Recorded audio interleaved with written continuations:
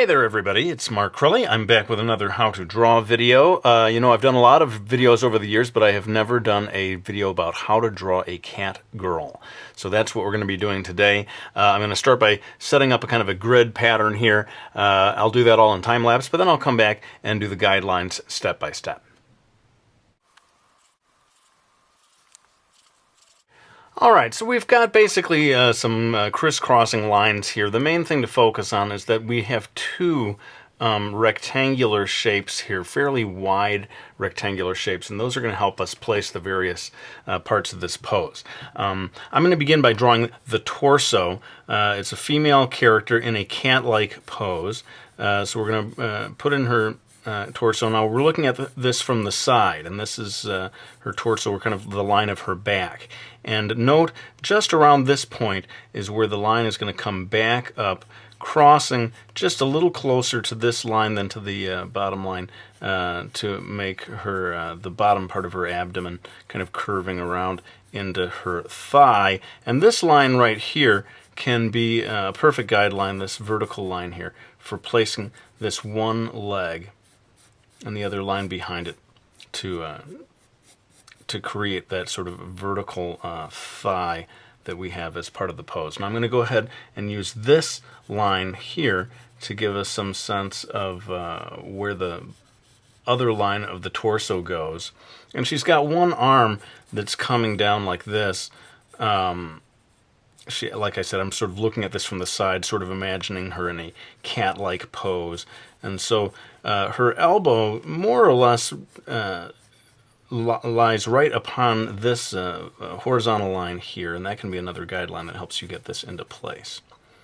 Notice, and this is something that I've sort of noticed over the years, the width of the upper arm versus the narrowness of the forearm coming down to the wrist. If you're examining that width right there and the narrowness here, that's something that you can observe that helps you get that right in pose after pose, drawing after drawing. So this is one hand. She's sort of crawling across the floor. And let's go ahead and do the head. The head is more or less centered on this vertical line here, maybe just a touch further over here to the left. That is to say, a little more of the head is going to occupy this space over here to the left of that line. And once we've got that in place, we can go ahead and do another arm over here. I want to kind of move things along here. These videos can become quite lengthy, and I know some people are like, "Oh, I don't mind if you do a long video," but then other people, they don't have all day to watch me draw a picture over a long period of time. So if you feel, those of you who feel I'm going too fast, just go ahead and hit that pause button to follow along on some of these things. I'm having this leg over here in a slightly different position so as to give a feeling of depth here. And one thing that you can kind of focus on, if you look at this distance from here to here and kind of roughly measure that over to here, an equal distance, that's going to be where the foot, the heel, is going to come in.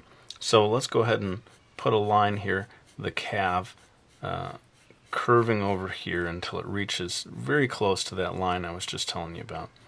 And then have that come down here to form the foot. Like I said, this cat girl is kind of crawling across the floor, and so the foot ends up pressed into this position here, this sort of pose, where you get one very long, very slightly undulating horizontal line there. And don't forget, because you've got this second leg back there, that you're going to have a heel, a second heel of that foot as it curves. You sort of imagine it being there, and then you find that it's going to come back there like that. All right, well, I think I've got the basics of the body in place, and I'm going to zoom in now so that we can do the details of the head and the cat ears, which is going to be probably the most fun part of the video. So let's get to it. Okay, so let's begin by drawing the eyes, and you can kind of use these lines here as a partial guideline, but you might want to add an extra line here for where the the center of the head is going to be, and maybe just a couple of quick guidelines here to show yourself where the eyes are going to fall. So this one larger eye closer toward us, you've seen this in a bunch of my videos before, this eye ends up considerably larger, and the lines at the top and the bottom of the eye can kind of trail off or come off just a little bit to the left, but you don't see those lines over here on the right-hand side. And then this eye over here ends up a little more compressed since she's turned away from us. I don't want to. I feel like I may be repeating myself sometimes because I've done these things in previous videos. But when we get to the ears, that'll certainly be something new that no one's ever seen before in one of these videos. Let's go ahead and put the eyebrows. Getting the distance between the upper eyelashes and the eyebrows can be kind of tricky. There's this. I find this sort of perfect place where you can get a graceful distance in there so she doesn't look too surprised. I mean, if they're way up here, it looks very surprised. If they're down low, it looks too intense, maybe. And I'm going to go ahead and drop in the nose and just a little bit of a smile. I'm going to sort of adjust the chin here. I feel like maybe that line needs to move there. I am going to very quickly indicate some bangs here, or her hairstyle, so that we can move on to doing the ears, which I think is going to be kind of fun.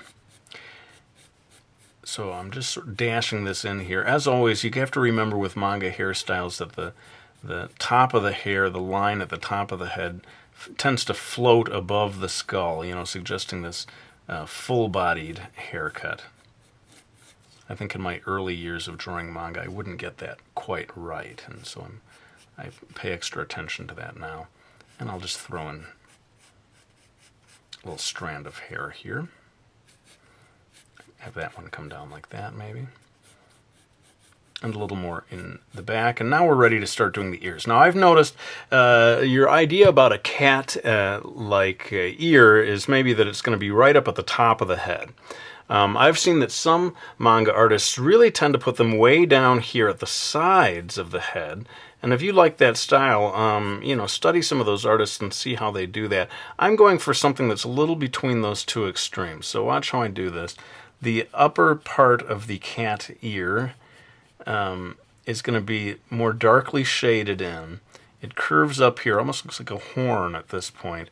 And then you get a much larger area back here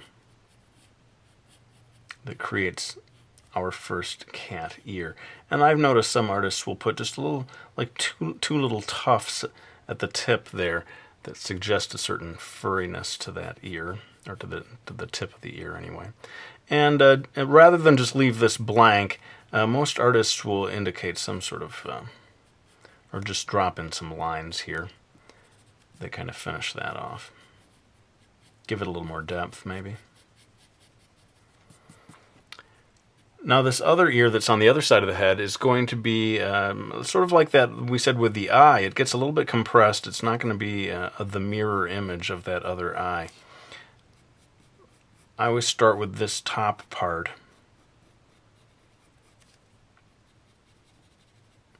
And then when I drop in the lower section, like I said, it's considerably more compressed. It's taking up much less space from left to right. And there we go. We've got pretty much everything we need to suggest this cat girl's ears. Of course, later on we're going to have to draw the tail, which will finish off that effect of her being part girl, part cat. Let's go ahead and pull back, and we'll do the clothes and that suggestion of the tail that I was talking about. All right, so I'm going to go ahead and add the suggestion of I sort of imagine this is almost a leotard or something that a ballerina might wear, the top that she's wearing. And as it comes down here, instead of it being such a sharp point, it's maybe a little more curved in real life. I'm going to draw a line here that is the bottom edge of that top that she's wearing. And one thing that can make this seem a little more realistic is to add a bit of a seam across the edge here and get a bunch of wrinkles that sort of fan out from that lower back section. This will make this all look a little more real, or realistic, slightly more realistic anyway. I'm going to make the bottoms of her cuffs at the end of the shirt sort of go well past the wrists and fold across the tops of her hands. I see this done in not just cat girls, but all kinds of manga illustrations, sort of an attractive way of drawing the lower end of the cuff. And then over here, as always, I would like to draw the female characters wearing skirts. Of course, you end up with this odd situation of where does the tail go? So I'm going to kind of compromise a little, and the skirt will be coming up just enough to account for that tail. Who knows? Everyone has to, I guess, come up with their own way of imagining the clothing of a cat girl and what they would wear, and how that clothing would have to adjust to the reality of having a tail. But as I get down here, I'm going to go ahead and curve this line first down a little and then gradually up until it comes more or less about as tall as her head, you know. And at the tip of the tail, you're going to see a lot of, you know, furriness there.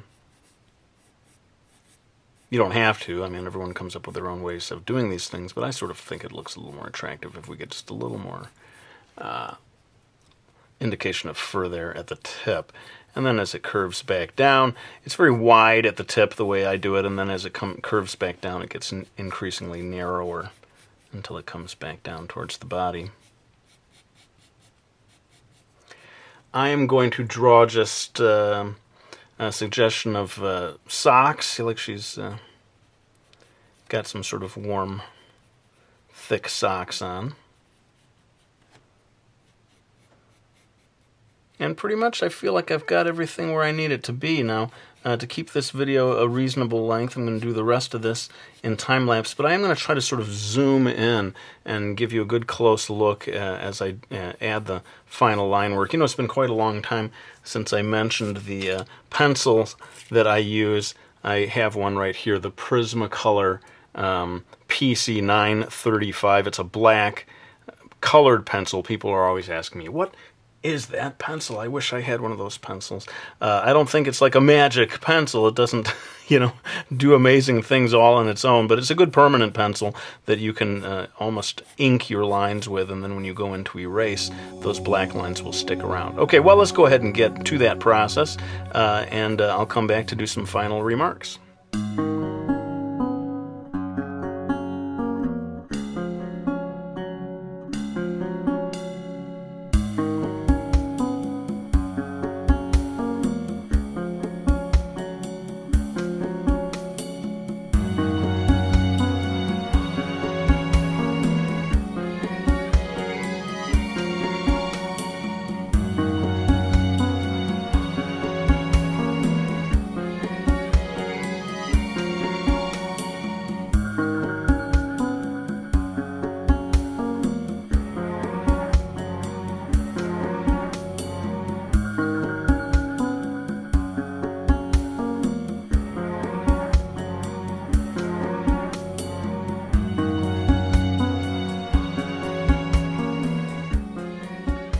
Alright, well, there you have it. My first ever how to draw a cat girl video. I hope you enjoyed this. I certainly did. It was fun to do something a little different. And if you liked it, please let me know. I can certainly do more of this type of video. But very quickly, I want to thank anyone who has bought my manga series, Miki Falls, or my new series from Dark Horse, Brody's Ghost. Greatly appreciate your support. Thanks, everyone, for subscribing, for supporting me, for leaving comments. It really does mean a lot. Every time I hear from you. But let's go ahead and put the pencil down, and I will thank you once again for watching this video. I hope you found it useful, and I will be back with another one real soon.